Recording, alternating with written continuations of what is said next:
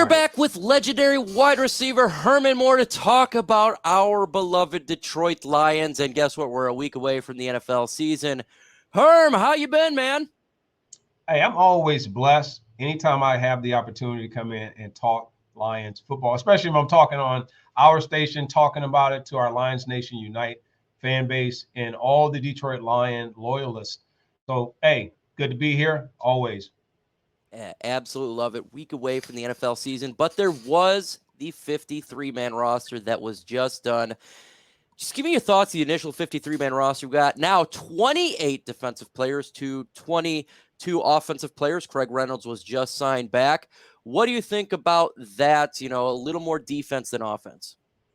I love the fact that they went a little bit more defense. I still think they're a little light on offense in the skill position places. I think they have the players, no doubt about that. But will they have enough, home run? Are they looking to just chip away at their defensive opponents' team? The defensive opponents' secondary and their defensive line with the offensive attack. This is a Lions team that I think defensively will wreak havoc. They seem to have made some tremendous upgrades, I think, along the outside edges. They have as far in the interior line, and then, it goes without saying what they've done with the secondary to actually go in. And I think the packages are going to change. I think they're going to dial up some things that we're not quite ready for. I will tell people this. Anytime we look at preseason games, no team ever shows all of their packages. They're running really basic things. They may dial up a special play here or there. They may show a few stunts here or there, but for the most part, they have not released really the packages in which they're going to be doing. And then offensively, you keep it very basic. You try not to go out. You try and play more situational things. So even when you dwindle down this roster and you get down to that 53-man roster, and I'm seeing that they've kept far more defensive players, it tells me that they're planning on getting use of those players. But some of those are going to be special teams. So they're listed as defensive players, but you're going to also have them as predominantly special team players as well.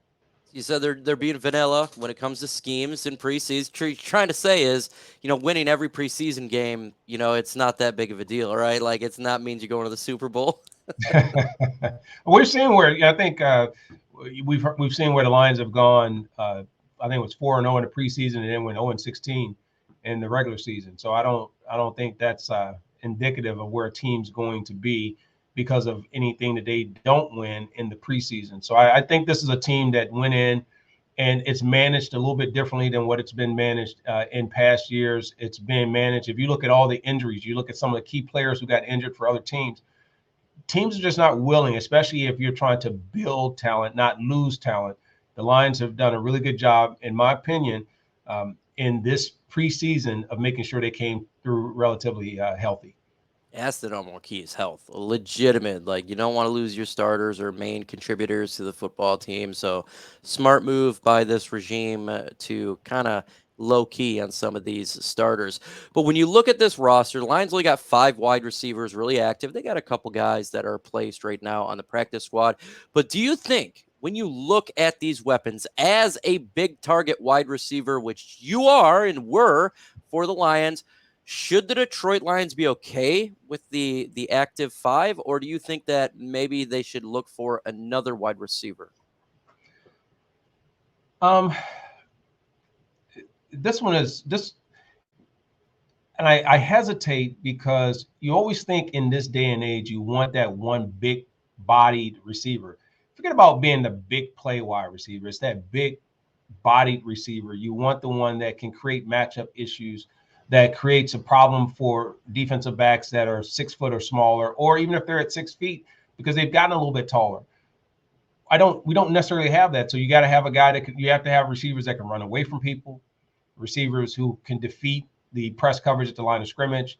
Are they looking to be more of a possession style offense, and which meaning they're going to control short to mid-range passes versus looking for really that home run deep down the middle or deep down the outside thirds type attack? I don't think we're going to see them really attacking that way unless it's coming off a play action.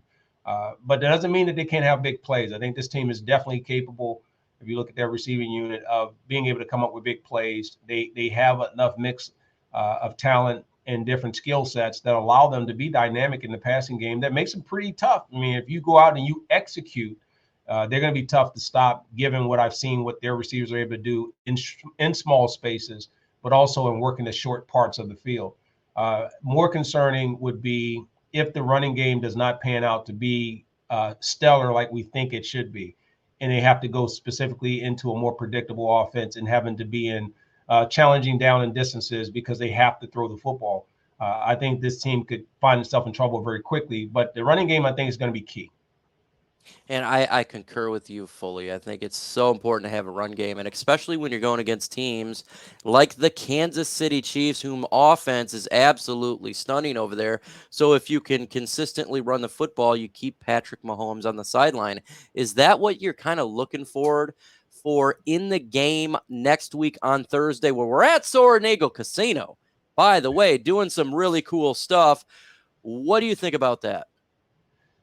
I think this is a team that is a good opening challenge for the Detroit Lions because it's going to give them a test of not only their focus, it's going to give them a test of how do they compete in terms of all these new additions and changes that they have offensively, and can they step up and compete early? Because your championship teams, I know we've seen teams who have slow starts and then they always claw their way back near the end of the season or mid-season spurts and things of that nature.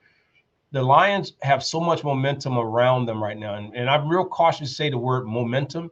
Momentum meaning from the emotional standpoint, from the team is very much positive and they have a lot of right now confidence.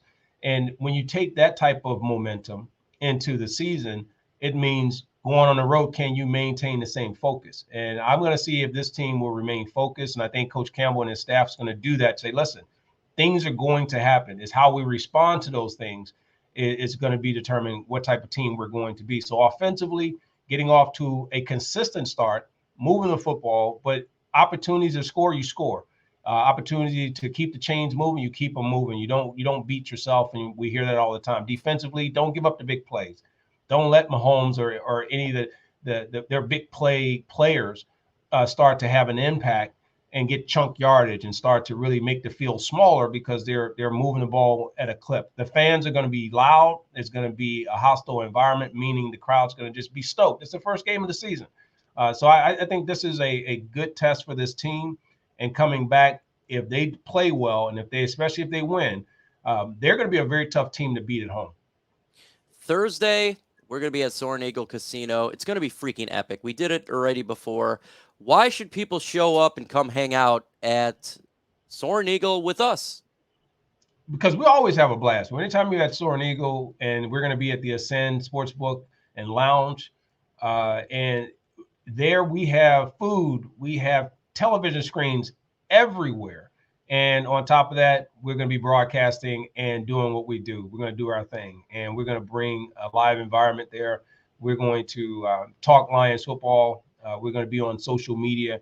But more importantly, we're going to be there to cheer on the Lions and come away hopefully with a victory against the Chiefs. I think they have an opportunity. It doesn't mean it's you walk into their stadium and it's done. But we're going to do our part by celebrating and having a great time out at Soaring Eagle. Yeah, definitely show up, folks. It's going to be freaking epic. Transition a little bit to the kicker position for the Detroit Lions. Rumors all week that the Lions may trade for one.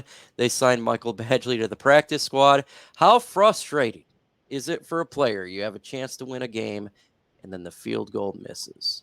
Should the Lions look for a kicker? What do you think?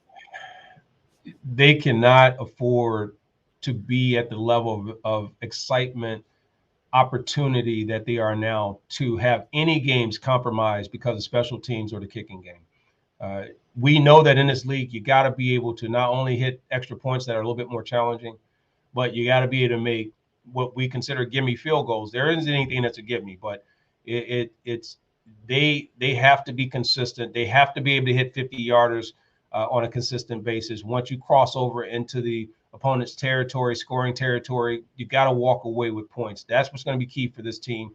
And if they lose the confidence, they're going to then have to take more unnecessary risks that potentially could lead them into really just not being an efficient offense and not being able to play the right playbook that I think Coach Campbell and his staff are going to be looking to try and take advantage of. So that's going to be critical, and I think that's something that needs to be it needs to be resolved immediately if they see that or foresee that as being something that could become an issue.